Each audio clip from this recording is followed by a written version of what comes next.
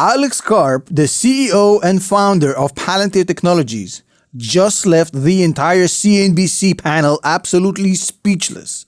This man has said something I've never thought a CEO of a $70 billion company will say on national TV.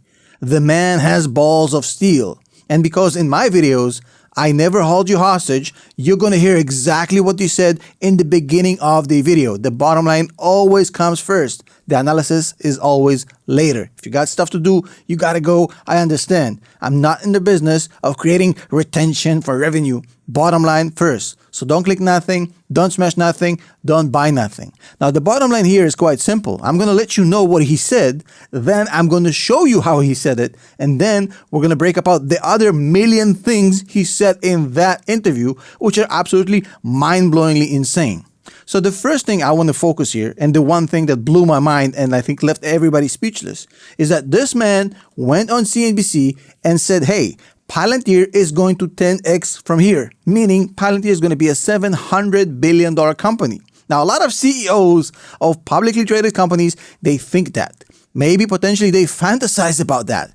Nobody will have the cojones to say this on national TV like it's just another Tuesday. And yet this man does. Shows you exactly what he's made of and what the company he has created in his image is made of. Check it out. My firm belief is Palantir will be 10 times bigger in the future. You know, you've had all these critiques of Palantir. We're the Frankenstein monster. It can't be a product. It's never going to be free cash flow positive. It's never going to be GAAP profitable. It could never get on the S&P. It's clearly very valuable, but it can't be 10 times more valuable.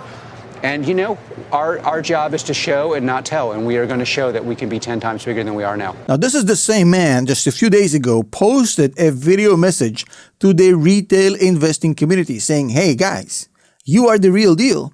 For decades and decades, all this mainstream media, all these professional money managers, they have trained you to think that you are subpar, that you are inferior to the smart money. You are the dumb money. This man comes out a day after the S&P 500 inclusion and says, look, retail investors, that's not a derogatory term anymore. Retail investment, that's not a slight. Retail investors have seen the true value of Palantir before all of you so-called smart money. Retail investors have put their money, their reputation on the line betting on us when you were running for the hills, because retail have gone through the mud, they have gone through the tough times. And to find a CEO of a $70 billion company with one of the best fundamentals in the stock market, I'll show you in a second, the fundamentals of Palantir are absolutely insane.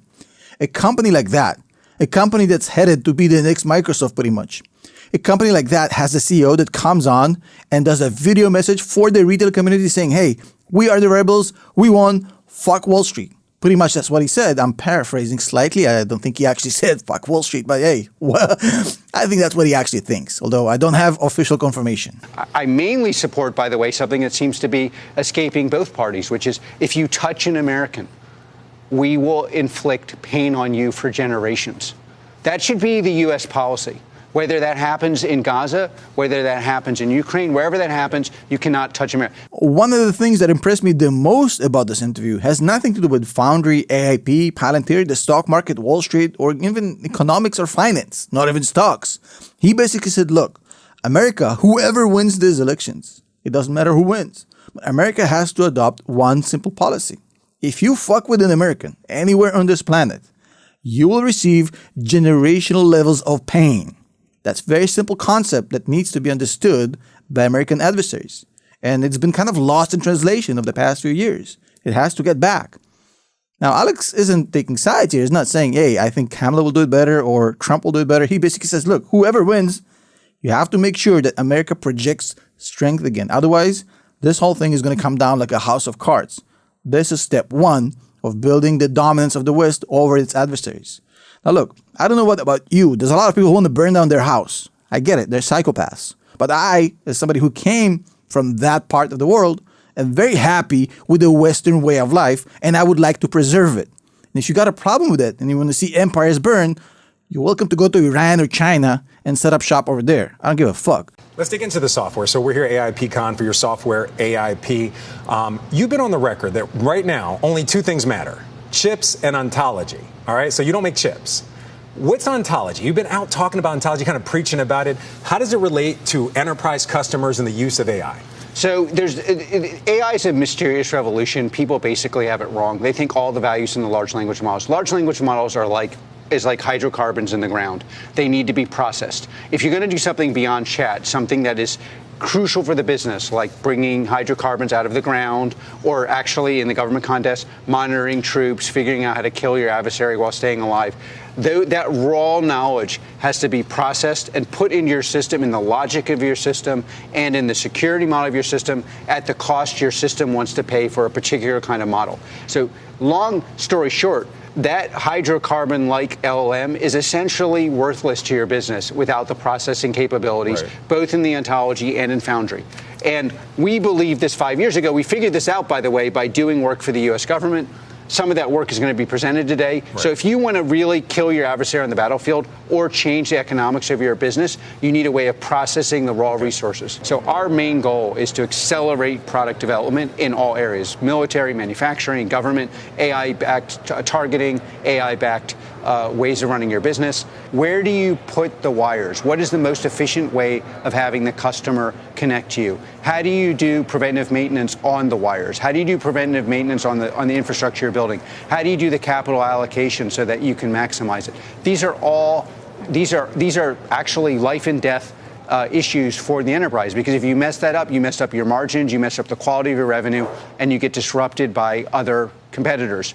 And what Palantir will allow you to do is transform that in a quarter what would have taken you 3-5 years to do. And that's why we have these very loyal, very deep contracts with customers. And by the way, U.S. commercial especially, but also including BP in the UK and other places in the world, is just extraordinarily strong. We've been growing year on year, roughly 70% for 3 quarters. So it's like we are famous for what we've done to help the U.S. and its allies. I'm very proud of that.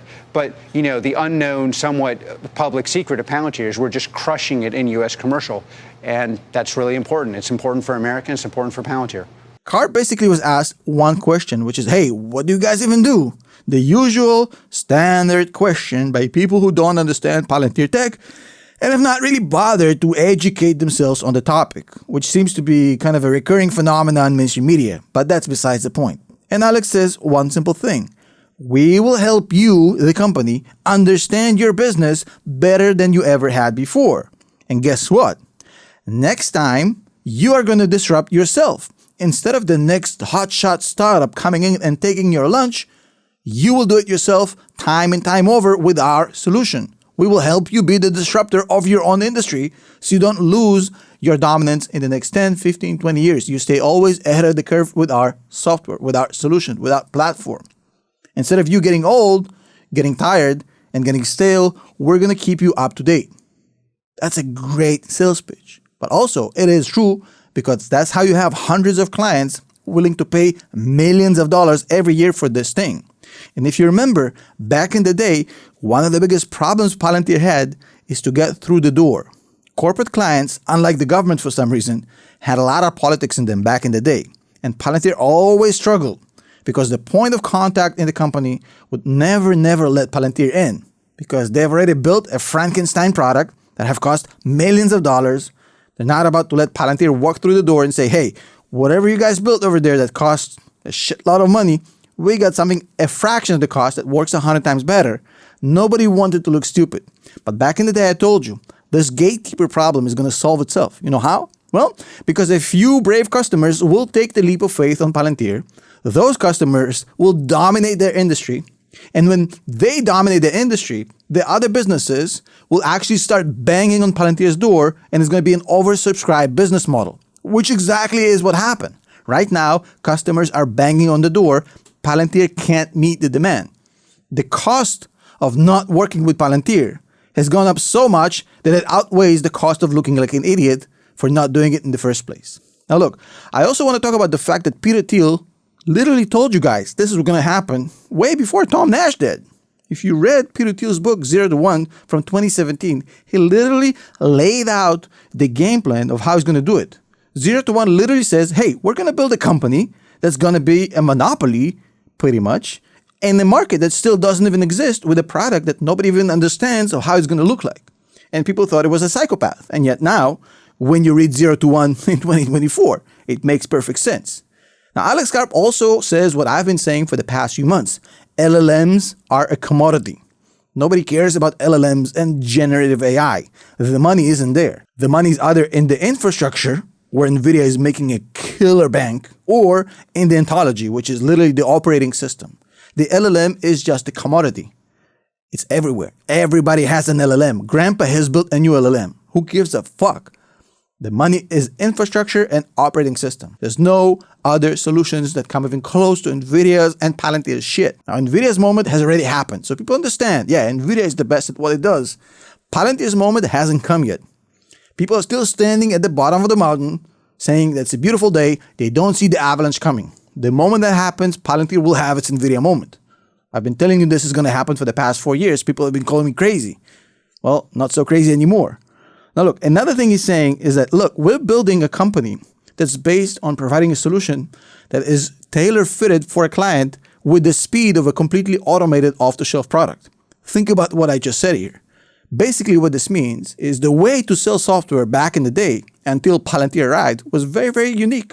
That unique system was build something that people have built before, so you can raise money to build that because you have to prove that it works, and then shoehorn that thing and try to shove it down the throat of your client and basically make it somehow Frankenstein work, right? Palantir comes in and says, no, we're going to do this absolutely different. We have an absolute sandbox of a system. You tell us exactly your business, your logic, your needs, your problems. We're going to study it. We have the smartest, the best people. Then we're going to come back and build in our sandbox mode a software solution which is absolutely automated, but is custom tailored to you. So this interview is a great showcase of what Alex Karp really is and what he isn't. He's a non-compromising guy. He is clapping at the doubters at any opportunity, basically teabagging them into oblivion. He's full of confidence, but not arrogance. And he's not scared to say exactly what he thinks, including not to fuck with America, including that he thinks that Palantir is going to 10x, including everything he said that nobody in Silicon Valley would have ever thought about saying a year ago. When I started this Palantir journey, a lot of people are saying, well, Tom, you need to look at Snowflake. Warren Buffett invested in Snowflake. It has better net dollar retention. Look at how many clients they have. They have all these collaborations, and Frank Sluthman is God's gift to humanity, and all this. Okay, cool.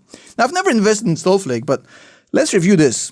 This is 2024. When we started this journey, Snowflake was, 2020 Snowflake was all the hype. Snowflake is still not profitable. Palantir has been profitable for quite a while. Snowflake is not in the S&P 500. Palantir is. Snowflake over the past year has reduced its EBITDA by 24%. Palantir's over the past year increased by 500%. Net income, minus 18% of the past year on Snowflake. Palantir, plus 1,000%. Cash positions, minus 14 of the past year. Palantir, plus 30%. Forward PE of Snowflake, 120. Now, is Palantir trading at a massive premium? Yes. Is it actually one of the hypiest stock in the market right now? Yes. Is it very expensive? Yes. Can it drop 50%? Yes. All of these things are true. Think about Tesla post the hype cycle where it was the darling of the stock market. Anything can happen. Hence the importance of DCA, dollar cost average, which is essentially buying the stock every couple of weeks. 14 days buy, 14 days buy, 14 days buy. Stock goes up, you buy. Stock goes down, you buy. And if the stock drops, it drops below a certain threshold which you set, which you can learn more about in our academy, opinion.com/Tom Nash. If it drops below a certain threshold, then you can start tinkering with that weighted average and start dollar cost averaging at a little bit faster of a speed. That way, in 2 or 3 years, all of a sudden, when everybody made $2 or $3 in the stock, trading it from 32 to 35, you've been sitting in a 10, 12, 14 average, basically doubling, tripling your money. Especially with a company of these sort of fundamentals, a 30% free cash flow margin, a 50 rule of 40, when 40 is considered absolutely insanely good. A company that in 2019 had 2,400 employees, currently nearing 4,000 employees, just 5 years later. A company that had a lot of FUD, fear, uncertainty, and doubt to deal with. About the dilution. Oh my God, Palantir is diluting its shareholders. Look, In 2021, Palantir had 2 billion shares. Right now, it has 2.2 billion shares. Palantir, over the past 3 years or so, has diluted 10% of their shareholders. 10% in 3 years. All this noise. Look, in 2019, Palantir had $1 billion of cash. It's currently sitting at $4 billion of cash. The company has 4x'd their cash since 2019. And yeah, sure, it was unprofitable. In 2020, minus 1.1 billion. In 2021, minus 500 million. In 2022, minus 370 million. In 2023, plus 210 million. Trailing 12 months, $400 million. I've told you, it's temporary. That unprofitable company thing. That's gone. Dilution is gone. Scalability is gone with 80% gross margin. When the company's business keeps getting better and better, but the price keeps dropping like we had in 2022, this is the time to dollar cost average, folks. I've told you this before. A company has a free cash flow that has literally 10x since 2019, from 46 million to 550 million. A company with a revenue growth that went from $1.1 billion in 2020 to $2.5 billion right now. 2.5x revenue in 4 years. So scalability, bullshit. Dilution, bullshit. Non-profitable, bullshit. So Palantir has basically spent the last 4 years eliminating the bullshit in the FUD. Now, while the rest of the smart money was betting against it, shorting the stock and basically saying it's a bad deal, the retail community actually knew better. And that's why retail investors got to invest in this company without the premium, because they knew better than this so-called smart money. Look at how much premium this company added for its investors. The ones who bought at $7 and $8 and $9 and $10 and $12 and $15 and $20. Over the past year, the company is up 123%. Past 6 months, 41%. I guess it's not a $5 stock after all.